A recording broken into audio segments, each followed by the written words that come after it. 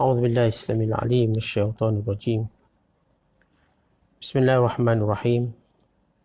السلام عليكم ورحمة الله وبركاته. إن الحمد لله نحمده ونستعينه ونستهديه ونستغفره ونؤمن به ونتوكل عليه. نعوذ بالله من شرور أنفسنا ومن سيئات أعمالنا. من يهده الله فلا مضل له ومن يضلل فلا هادي له. أشهد أن لا إله إلا الله وحده لا شريك له وأشهد أن محمدا عبده ورسوله. اللهم صل وسلم وبارك على سيدنا محمد وعلى آله وصحبه أجمعين وبعد. وقال المصنف رحمه الله تعالى: ونفعنا الله به وبعلومه في الدارين آمين. Telah berkata Imamul Allamah Abul Qasim Al-Qushairi, semoga Allah Ta'ala merahmatinya dan kita mendapat manfaat serta barakah ilmunya. Salah seorang sufi mengatakan bahawa firmanullah Ta'ala, أَوَمَنْ كَانَ مَيْتًا فَأَحْيَيْنَاهُ وَجَعَلْنَا لَهُ نُورًا يَمْشِي بِهِ فِي النَّاسِ كَمَنْ مَثَلُهُ فِي الظُّلُمَاتِ لَيْسَ بِخَارِجٍ مِنْهَا. Dan apakah orang-orang yang sudah mati, kemudian kami hidupkan dan kami berikan kepadanya cahaya yang terang, yang dengan cahaya itu dia dapat berjalan di tengah-tengah masyarakat manusia, serupa dengan orang yang keadaannya berada dalam keadaan gelap gelita yang sekali-kali tidak dapat keluar daripadanya. Suratul Al-An'am, surah yang ke-6, ayat 122. Bermakna, orang yang akalnya telah mati dan kemudian Allah memberinya hidup baru dengan cahaya firasat, dan yang kepadanya Allah memberi cahaya,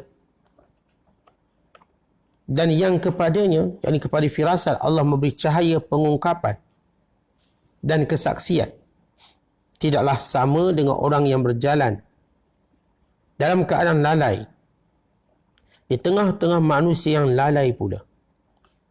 Dia katakan,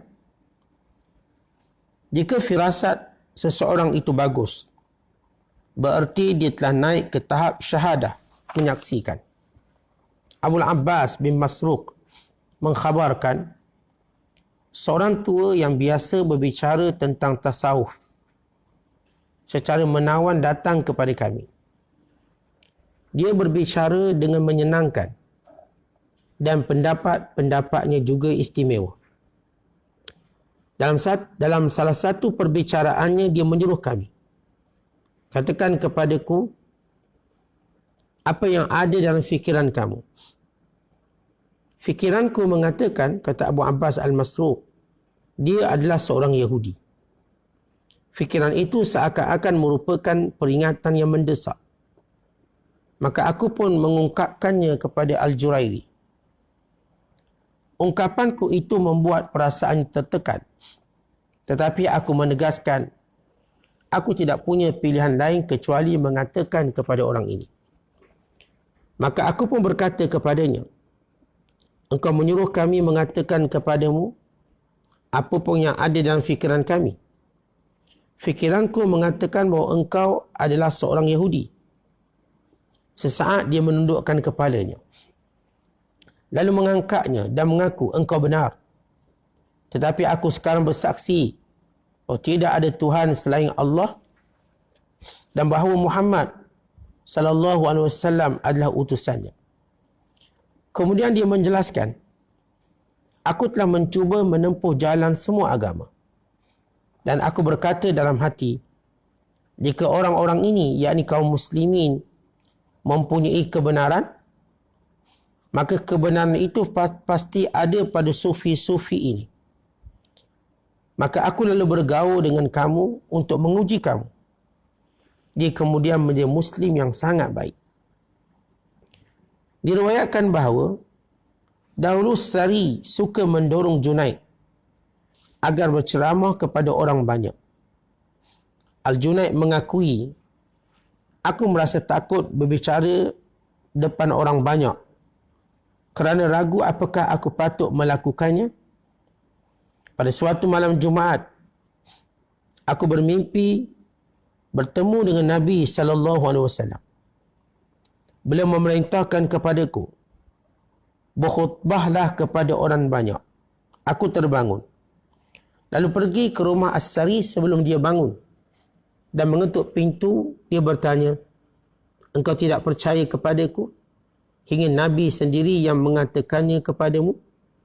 Pagi itu, Al-Junaid duduk di depan orang ramai di masjid dan tersebarlah khabar bahawa Junaid sedang berceramah. Seorang pemuda Kristian yang menyamar datang kepada Junaid dan bertanya, katakanlah kepadaku, wahai Syekh, apa makna perkataan Rasulullah sallallahu alaihi wasallam, waspadalah terhadap firasat orang mukmin kerana dia melihat dengan cahaya Allah. Junaid menundukkan kepalanya, kemudian mengangkatnya dan berkata, masuklah ke dalam Islam. Saat keislamanmu telah tiba. Si pemuda Kristian itu pun masuk Islam. Muslimin dan muslimat sedang penonton yang dirahmati Allah sekalian. Kita masih lagi berbicara tajuk yang ke-32 dalam kitab Ar-Risalatu Al-Qushairiyah pada muka surat 339 sehingga 341 yang berkenaan dengan firasat. Kita sudah menjelaskan bahawa firasat satu daripada anugerah Allah Ta'ala kepada hamba-hambanya yang terpilih di kalangan para walinya, di kalangan orang mukmin yang soleh. Yang firasat ini Allah kurniakan sebagai satu cara untuk dia mendekatkan diri kepada Allah dan mendekatkan orang lain kepada Allah. Dan sebagai satu cara Allah memeliharanya daripada tipu daya manusia sekelilingnya dan tipu daya hal ehwal dunia yang mengelilinginya. Maka dengan kata lain, firasat ini penjagaan Allah kepada orang beriman. Sebagaimana hadis Rasulullah sallallahu alaihi wasallam mengungkapkan, ihfazillah yahfazka. Jaga Allah, Allah Ta'ala jaga kamu. Dan firasat ini kesan daripada ilmu dan taqwa. Adapun taqwa, kerana Allah Ta'ala berfirman, wattaqullah wa yu'allimukumullah. Bertakwalah kamu pada Allah, Allah nescaya akan mengajar kepada kamu sesuatu yang memberi manfaat kepada kamu. Dan adapun ilmu, kerana Allah berfirman, yarfa'illahu alladhina amanu minkum walladhina utul ilma darajat. Allah mengangkat darjat orang-orang beriman di kalangan kamu dan orang-orang yang punya pengetahuan, darjat mereka mengatasi darjat orang beriman yang lain dengan beberapa darjat. Maka dengan ilmu dan taqwa Allah anugerahkan kepada hambanya dengan firasat. Tuhan tidak berikan firasat ini kepada orang jahil dan tidak juga kepada orang yang fujur, fasik. Maka firasat ini bukanlah buruan orang beriman, tapi anugerah orang beriman. Sebagaimana orang beriman ketika mana dia mentaati Allah kerana ia perintah Allah, maka atas sebab ketaatannya pada Allah, maka Allah Ta'ala menyihatkan tubuh badannya, Allah Ta'ala memberikan kepadanya kekayaan, Allah melapangkan rezekinya, Allah menjadikan hatinya bahagia dan pelbagai faedah-faedah lain yang Allah kurniakannya. Tetapi bukan mereka beribadat untuk itu, beribadat sebagai seorang hamba Allah. Sama juga ilmu firasat, bukanlah ilmu untuk diburu, bukanlah ilmu untuk dicari, tapi ia anugerah Allah, buah kepada kesungguhan mujahadah dalam mentaati Allah. Siapa yang bersungguh mujahadahnya dengan Allah, maka inilah buah yang Allah Ta'ala berikan kepadanya. kadang-kala buah itu ranum dan memberi manfaat pada manusia. Kadang-kala buah itu mengembirakan pemiliknya dan menjadikan dia bahagia. Ketika mana kita dahulu telah menafsirkan ayat 75 surah Al-Hijr, inna fi dzalika laayatil lil mutawassimin. Demikian itu menjadi tanda-tanda kepada orang-orang yang punya firasat, mutawassimin, iaitu mutafarrisin al-muta'ammilin, yang mendalami, yang melihat sesuatu dengan firasat. Dan kita juga telah menyatakan bahawa firasat ini ialah cahaya Allah, cahaya kebenaran dari Allah yang dicampurkan dalam hati hamba-hambanya. Sebagaimana Allah Ta'ala berfirman, Al-haqqu min rabbik, fala takunanna minal mumtarin. Kebenaran itu datang daripada Tuhanmu, maka jangan sesekali kamu ragu sesudah datangnya kebenaran. Kerana itu ahli firasat tidak pernah ragu dengan apa yang dikatakan. Tidak pernah keliru dengan apa yang dituturkan. Mereka bertutur dengan bahasa yang benar, bahasa taqwa, bahasa ilmu dan bahasa hamba Allah. Yang kita dah sebut tujuan matlamatnya bukanlah kebanggaan atau sum'ah, mencari nama di sisi manusia. Bukan. Ialah penjagaan dirinya untuk menjaga hubungan dengan Allah. Dan demikian juga ayat dalam suratul Al-An'am ayat 122 yang menjelaskan tentang firasat. Allah Ta'ala berfirman, awaman kana maita, apakah sama orang yang sudah pun mati asalnya, fa ahyainahu, lalu kami hidupkan mereka kembali. Maksud di sini orang yang dalam kejahiliah, dalam kejahilan, kegelapan jahiliahnya, dalam kekufurannya, fa ahyainahu, lalu kami berikan kepadanya iman, kami berikan kepadanya ilmu dan taqwa, kami berikan kepadanya kemuliaan. Atas sebab itu kami tambah lagi, wa ja'alna lahu nura, kami jadikan baginya cahaya. Cahaya inilah yang dimaksudkan firasat.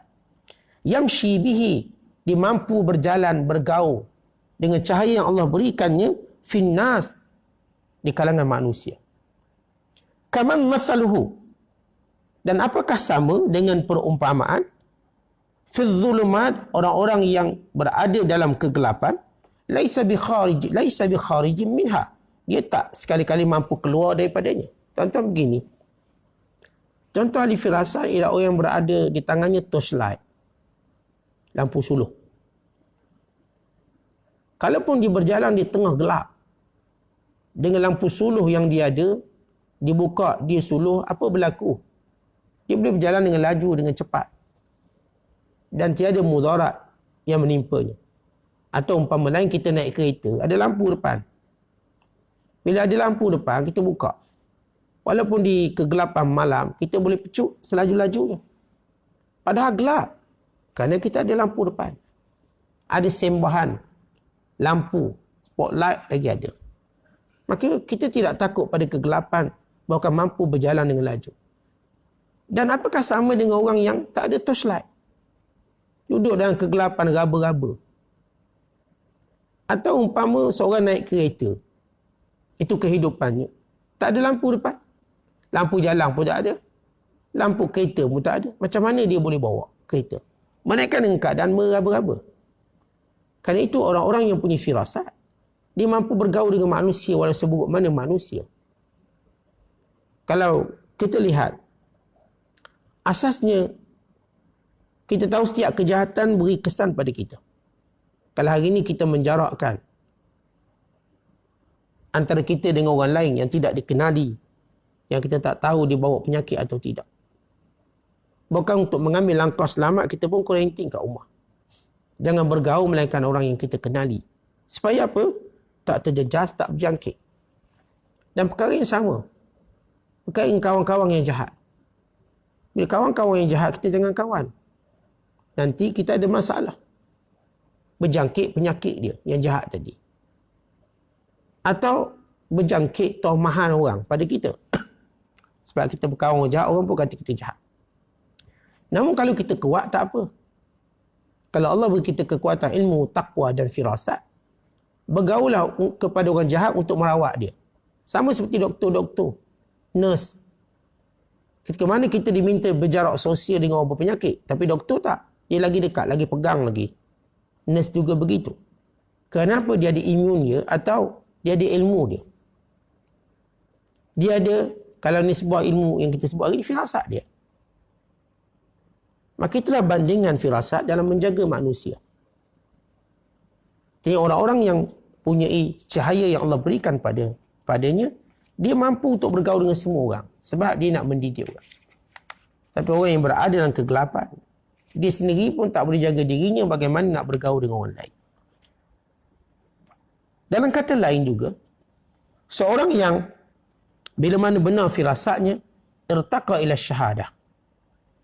Allah akan angkat darjatnya sampai peringkat dia dapat melihat. Musyahadah. Tuan-tuan sekalian, kita sebut bila kita katakan firasat, dia tahu orang ni maksudkan apa. Dia tahu ini tanda apa. Jadi definisikan oleh ulama bahawa menggunakan dalil-dalil yang zahir untuk mengetahui perkara yang batin. Dia guna dalil untuk mengetahui, tahu. Tapi selepas dia tahu, Allah akan angkat darjat dia untuk melihatnya. Dia dapat melihat benda tu. Ini bila kita sebut tentang ilmu yaqin, ainul yaqin. Ilmu yaqin umpama kita dengar ada kereta terbang. Dengar orang cakap kereta terbang. Ainul yaqin, kita pun pergi tempat tu, tengok sendiri kereta terbang. Terbang depan kita. Kita pun mandu sendiri.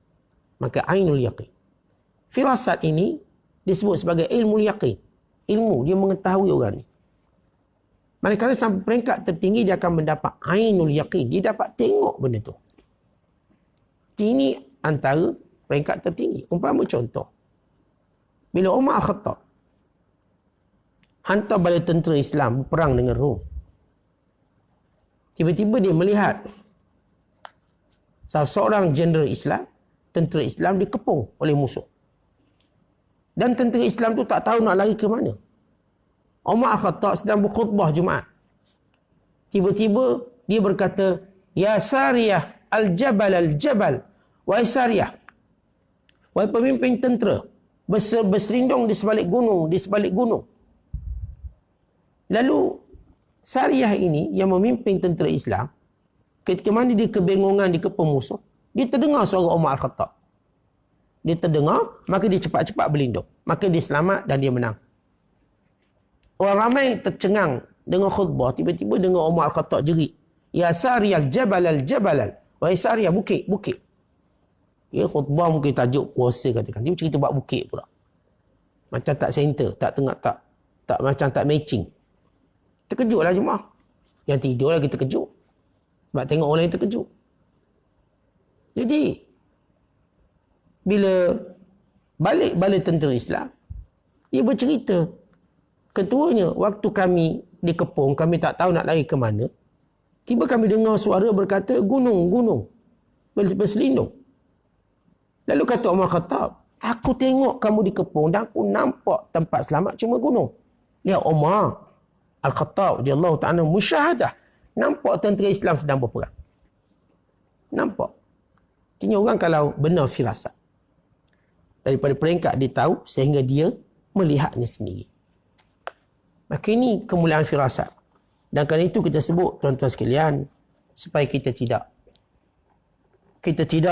memperkecilkan orang-orang baik, orang soleh. Kerana itu kita beradab dengan orang baik, orang bertakwa. Bicara kita dan sebagainya.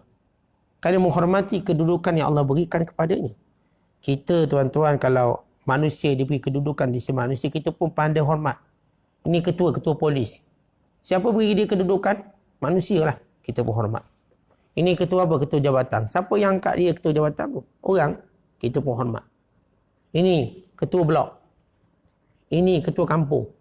Bila manusia punya jawatan yang diletak oleh manusia, kita reti hormat.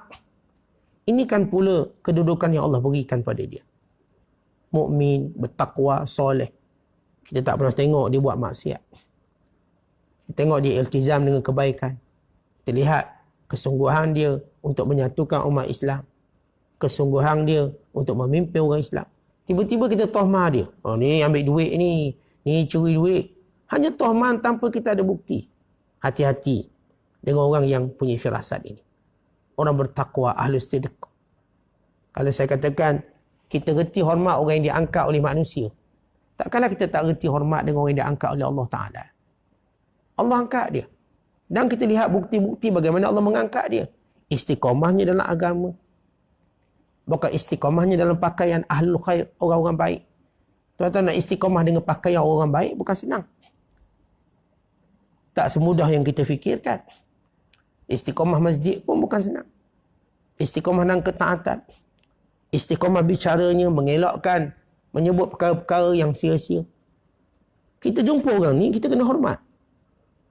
Kita kena muliakan kerana Allah telah muliakan dengan ketaatan. Kalau kita tak muliakan, kita bimbang, terkena musibah pada kita. Sebab apa? Sebab ini syiar Allah. Bila kita tidak memuliakan syiar Allah, pasti kita akan terkena hukumannya. Kita muliakan syiar Allah, maka itu tanda kita ada takwa. Zalik wa man yu'azzim sya'air Allah fa innaha min taqwal qulub. Demikian itu siapa yang memuliakan syiar Allah, itu tanda dia bertakwa. Antara syiar Allah atas muka bumi ini bukan sekadar masjid, surau, Kaabah semata-mata. Demikian orang-orang beriman, syiar Allah atas muka bumi. Kan dia mentauhidkan Allah, beribadat kepada Allah. Dia soleh. Dia menjaga segala hukum hakamnya. Dia jaga segala tindak tanduknya. Maka ini kemuliaan ahli firasat, orang-orang mulia. Satu kisah yang menarik tentang firasat. Di mana Abu Abbas Al-Masruq berkata, kami berkumpul sesama kami. Tiba-tiba datang seorang tua. Dia ni mahir berbicara tentang sufi dan tasawuf. Cakap bab tasawuf, mengkagumkan istilahnya, pendapatnya, pandangannya, masal, bandingannya. Ya ada orang yang Masya Allah, kalau bab cakap ni, Allah beri dia kelebihan. Lalu kemudian lelaki tua ini berkata, cuba bicarakan sekarang apa yang ada dalam hati kamu terhadap aku. Aku ni siapa pada hati kamu? Lepas aku dah sebut ni, kamu dah dengar. Maka kata Abu Abbas Al-Masruq, dalam hatiku cukup berkeyakinan dia ni bukan Islam, dia ni Yahudi. Orang lain kata, awak memang orang alim lah, orang soleh, bla bla bla. Tapi Abu Abbas bin Masruq, firasatnya mengatakan dia ni Yahudi. Oleh kerana lelaki ni berkata, kalau apa pun terlintas di hati kamu tentang aku, beritahu. Aku tak ambil hati lah, beritahu. Lalu kata Abu Abbas, aku pun beritahu pada guruku, Al-Jurairi. Aku rasa dia Yahudi lah. Dia kata hati-hati. Tak, memang yakin ni Yahudi. Sampai ke giliran aku, orang tua ni berkata, apa pandanganmu terhadap aku? Lalu kata Abu Abbas Al-Masruq, kamu benar-benar Yahudi. Kamu Yahudi. Lalu lelaki ni pun tertunduk. Tertunduk seketika. Selepas itu, lepas tunduk sesaat, dia pun berkata, sadaqta, benar kamu. Asyhadu an la ilaha illallah wa asyhadu anna Muhammadar Rasulullah. Aku menyaksikan tidak ada Tuhan melainkan Allah. Muhammad itu pesuruh Allah. Terus masuk Islam. Lalu dia berkata, aku ni mengaji kitab banyak. Aku baca kitab banyak. Namanya ahli kitab. Baca kitab banyak. Dan aku mendapati daripada catatan itu ada kelompok. Di kalangan Islam itu ada kelompok orang yang benar firasatnya. Benar bicara hatinya. Maka aku ingin mengetahui siapa mereka. Kerana itu aku mencampuri kamu. Dan hari ini aku punya jawapannya. Kamulah orang-orang yang dipilih oleh Allah. Kerana itu aku memeluk Islam. Dan sesudah itu eloklah Islam dia. Kita lihat bagaimana Yahudi pun tahu di kalangan orang Islam tu ada firasat. Kita tahu Yahudi ni, mereka tak akan mudah-mudah nak terima Islam melainkan mereka uji dan uji dan uji. Menguji. Sebagian uji yang tadi kerana nak tahu benar atau tak benar, lepas tu tolak juga. Sebagian uji yang tadi memang mereka nak cari kebenaran. Sebagaimana berlaku kepada, kita katakan, sahabat yang mulia, Abdullah bin Salam, radhiyallahu ta'ala anhu, yang menguji Nabi SAW dengan soalan-soalan yang akhirnya memeluk Islam. Maka demikian, benda ni tersebar. Sebab itu kata ulama, walaupun hadis yang menyebut ittaqu firasatal mu'min fa innahu yanzuru binurillah, sifatnya dhaif pada kebanyakan sisi para ulama hadis. Dan ada juga yang berkata ini pandangan seorang tabi'in, bukanlah kata-kata Nabi SAW. Namun ulama bersepakat maknanya sahih. Baik daripada ayat-ayat Al-Qurannya, baik daripada sokongan-sokongan kejadiannya. Bahkan peristiwa ini banyak berlaku setiap zaman.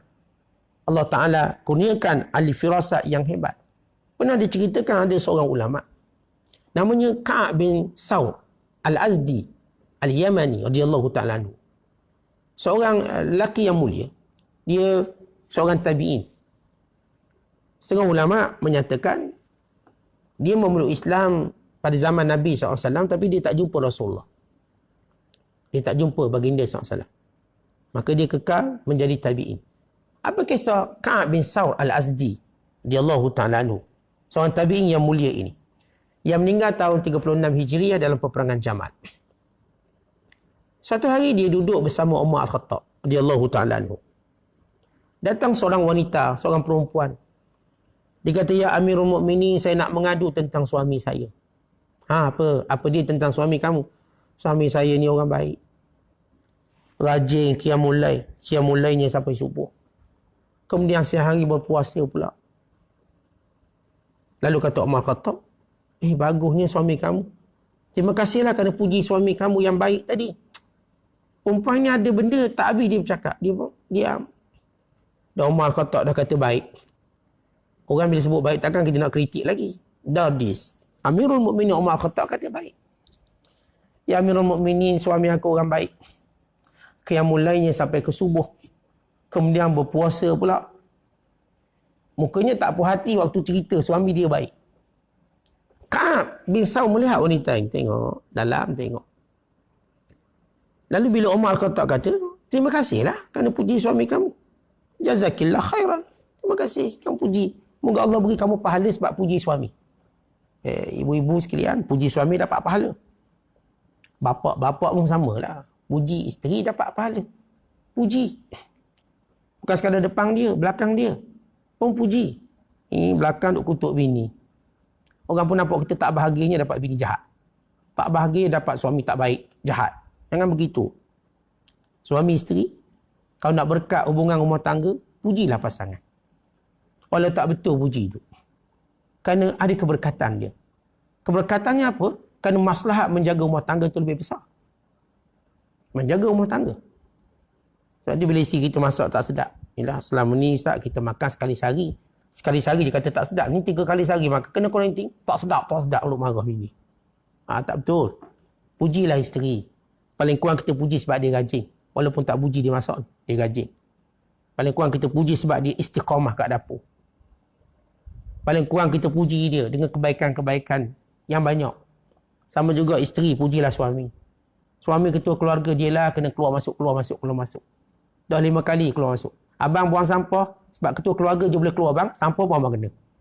Habis kena. Abang, ni pergi buat tu, buat ni sebab abang kan ketua keluarga. Jadi pujilah suami. Masing-masing punya jasa yang banyak dalam rumah tangga. Jangan sekali-kali kutuk suami atau isteri. Baik, kembali pada kisah ini.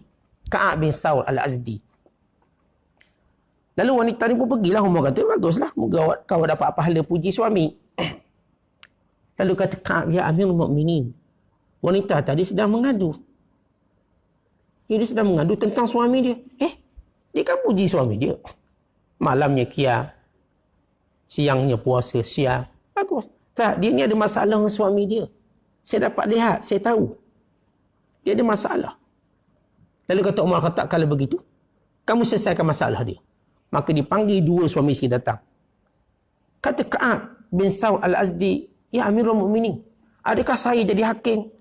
Sedangkan kamu duduk sebelah saya, malulah saya, kamu ni orang hebat. Kamu kan faham masalah ni, aku tak faham. Kamu selesaikan. Kau faham masalah. Kamu kata perempuan ni ada masalah. Aku tak nampak apa-apa, kamu nampak. Jadi kamu kena selesaikan. Lalu Ka'ab bin Saur dah tak ada. Dia dah cakap, terlepas cakap, kena selesaikan. Rupa-rupanya dia faham bahawa isterinya mengadu, suaminya tak pernah beri dia nafkah batin. Ialah kalau qiyam mulai sampai subuh, bila masa dia sentuhnya? Kemudian puasa pula, siang hari pula puasa. Kalau dia cuma qiyam mulai malam, esok tak puasa, ada cang lagi nampak. Ni malamnya puasa. siangnya puasa, malamnya qiyamul lail. Maka fahamlah Ka'ab bin Saud, suami dia tak beri nafkah batin. Jadi perempuan kan malu nak cerita. Perempuan dulu lah, perempuan sekarang malu tak? Tanya bilik kita, awak malu tak ngadu korang? Ya malulah benda-benda dalam kain ni, benda-benda dalam bilik malu. Ustaz sebut pun malu. Nampak muka ustaz malu. Malu. Jadi tuan-tuan sekalian, bagaimana cara dia berhukum? Pertama, Ka'ab bin Saud dengan firasatnya, dia menyelesaikan masalah wanita ini. Kemudian bagaimana dia berhukum? Dia kata, Allah berfirman dalam surah An-Nisa, ayat yang ketiga. Ni depan suami isteri ni. Dah datang, dia hakim. Fankihu ma ta'abalakum minan nisa masna wa sulasa wa ruba'. Hendaklah kamu mengahwini mana-mana perempuan yang kamu sukai, 2, 3 atau 4. 2, 3 atau 4. Fa in khiftum alla ta'dilu fawahidah. Kalau kamu takut tidak berlaku adil, maka seorang. Kalau kamu, bini kamu takut, tak apa, kamu tu takut tak berlaku adil. Bini kamu masih takut je. Kalau kamu takut tidak berlaku adil, maka seorang. Jadi, kata Ka'ab, berdasarkan ayat ini, kamu wahai sang suami, macam sang buaya kat bunyi. Kamu pula wahai suami, maksudnya. Kamu pula wahai suami, hendaklah kamu cuma puasa 3 hari. 1 hari kamu mesti berbuka dengannya. Masa 1 hari tak puasa untuk kamu gauli dia. Dan malam hari pula, hendaklah kamu qiyamul lail cuma 3 malam hari. 1 3 malam, 1 malam lagi untuk isteri kamu. Sebab umpamanya ialah macam kamu kahwin 4. Ikut giliran.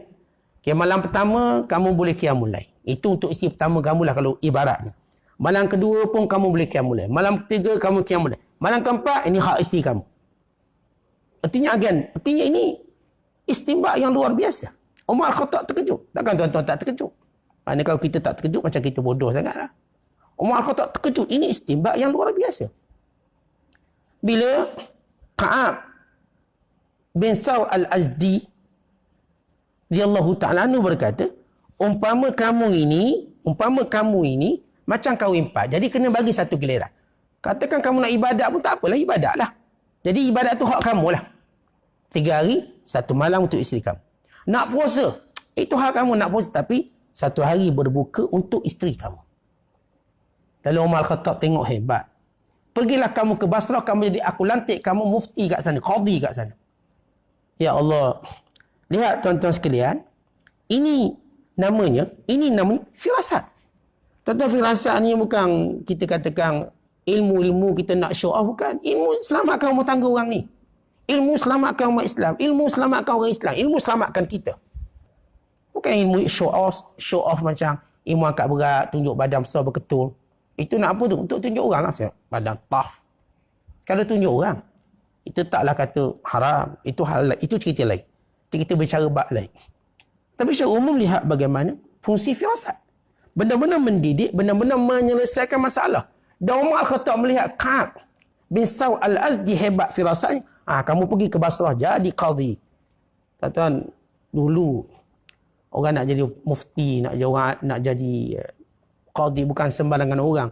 Bukan sekali dia ambil kira dengan latar belakang pendidikan, latar belakang pembelajaran, tapi ketakwaan dia ambil kira, kesolehan dia ambil kira, istiqamah dan agama dia ambil kira. Sebab itu fatwanya fatwa yang amat bertanggungjawab, mengambil kira semua perkara.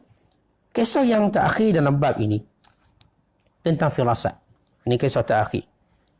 Junaid Al-Baghdadi, pak saudara dia nama Sari As-Saqati, radhiyallahu ta'ala anhu. Sari As-Saqati kata, Junaid, bila kamu nak start ceramah ni? Ilmu dah banyak. Tak confident lah, pakcik. Tak confident. Saya takut lah. Ilmu dah ada, ceramah lah. Ilmu dah ada. Kongsi dengan manusia. Dia ada manusia, tuan-tuan, memang dia ada rasa, kita katakan tak confident. Tak berkeyakinan. Tak berkeyakinan. Bila ada ilmu nak kongsi-kongsi, rasa macam tak yakin. Belajar lama dah nak kongsi ilmu. Kadang nak share online pun payah. Saya bukan tak nak share, tapi tak berconfident. Tak confident juga. Dia punya level confident dia teruk. Jadi, Junaid Al-Baghdadi, dia pandai tapi tak nak ngajar. Ni macam ustaz-ustaz kita, ramai ustaz-ustaz kita pandai tapi tak nak ngajar. Ustaz, saya seganlah online, ke saya tak handsome sangat. Saya seganlah nak online ustaz, takut. Jadi macam kaku. Nak bercakap tu kaku.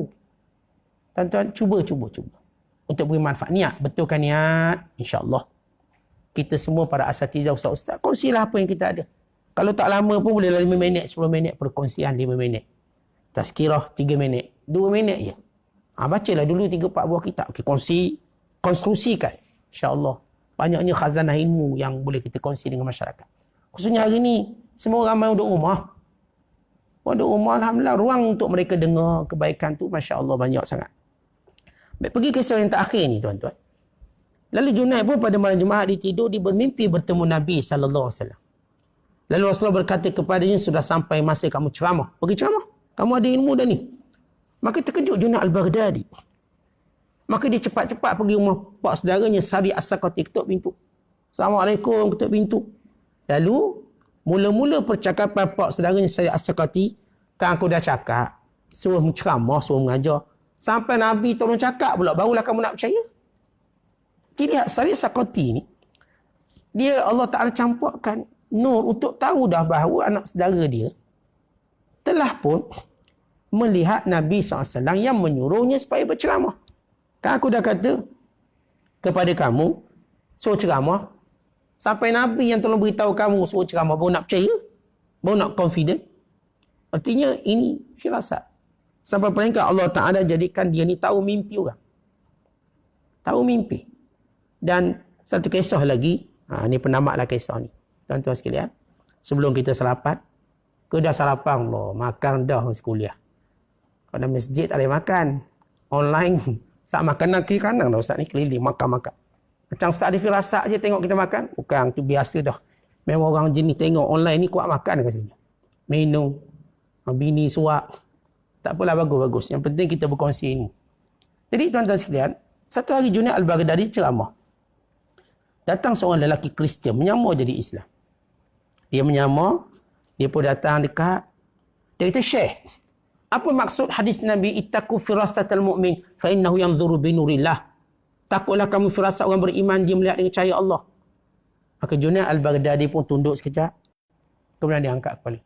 Dia kata, masuk Islam dah. Dah sampai masa ke masuk Islam. Rupanya lelaki ni tuan-tuan, dia menyembunyikan keinginan masuk Islam. Bila kadang-kadang saudara-saudara baru kita ni tuan-tuan, dia nak masuk Islam, tak ada orang bimbing, tak ada orang ajak macam tu. Dia macam orang lapar, tak ada orang ajak makan. Cuba orang tu lapar, kita ajak, jom makan, dia terus makan. Ramai orang-orang bukan Islam yang nak Islam, tapi kita tak ajak. Tuan-tuan, kita ni ditipu oleh Iblis. Iblis kata, kamu jangan. Nanti ditanya kamu bukan-bukan, tak terjawab kamu. Belajar dulu. Belajar biar jadi macam Ahmad Didat, Zakir Naik, baru dakwah. Sebab bila nak Ahmad Didat, Zakir Naik, asyik tidur je.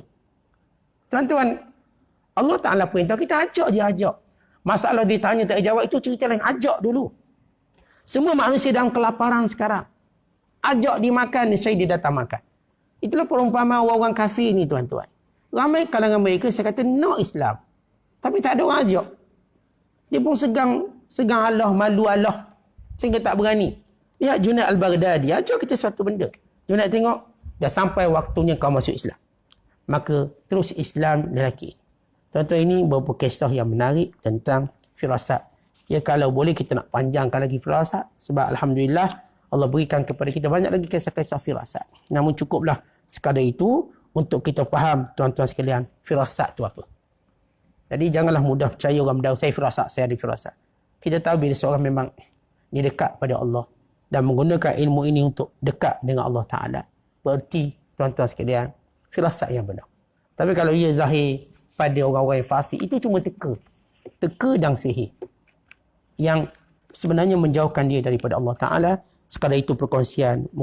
Moga-moga kita mendapat manfaat yang banyak bagi kita pagi yang diberkati. Dan moga-moga amal soleh kita ini asbab kepada terangkatnya musibah yang kita alami, kita lalui sekarang. Allah angkat musibah kita. Allah mengangkat kesusahan kita. Allah menjadikan peluang kita untuk kembali berjemaah di masjid, di surau, mendengar kuliah. Dan untuk kita bertemu, berziarah dengan sahabat-sahabat kita, menyambung kembali silaturahim yang Allah perintahkan kita menghubung dan menyambungnya. Siap daripada kita berniatlah. Kalaulah Allah angkat musibah ini untuk kita buat kebaikan yang banyak.